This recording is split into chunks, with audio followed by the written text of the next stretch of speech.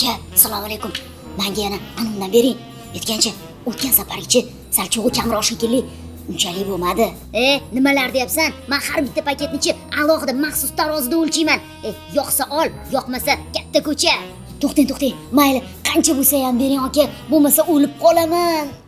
Toshkent shahri Yashnobod tumanidagi xonadonda giyohvand moddalar sotayotgan shaxs aniqlandi. Ichki ishlar vazirligi transport va turizm obyektlarida xavfsizlikni ta'minlash departamenti taqdim etgan ma'lumotlarga ko'ra, 1987-yilda Toshkent viloyatida tug'ilgan fuqaroning yashash manzili xolislari ishtirokida ko'zdan kechirilganda, uning uyidan 11 dona o'ramda qora rangli o'tkir hidli modda hamda 18 dona o'ramda oq sarg'ish rangli kukunsimon moddalar topildi. Shuningdek, elektron tarozi hamda giyohvandlik vositalarini iste'mol qilishga moslashtirilgan ashyolar ham aniqlangan. Dastlabki surishtiruv davomida ushlangan shaxs mazkur moddalar gashish va geroin ekanligini bildirgan. Aniqlangan ashyoviy dalillar belgilangan tartibda rasmiylashtirilib, xolislar ishtirokida olib qo'yilgan. Mazkur holat yuzasidan fuqaroga nisbatan O'zbekiston Respublikasi Jinoyat kodeksining 273-moddasi 5-qismi bilan jinoyat ishi qo'zg'atilib, hozirda dastlabki tergov harakatlari olib borilmoqda.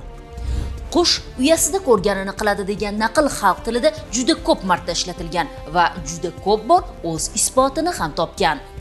Shunday ekan, oiladagi kichik polaponlarga o'zlarining yomon xulqi va qaltis harakatlari bilan namuna bo'layotgan ayrim qo'shtirnoq ichidagi qushlar, jigarbandlaringizga panjara ortidagi hayotni ravo ko'rmang.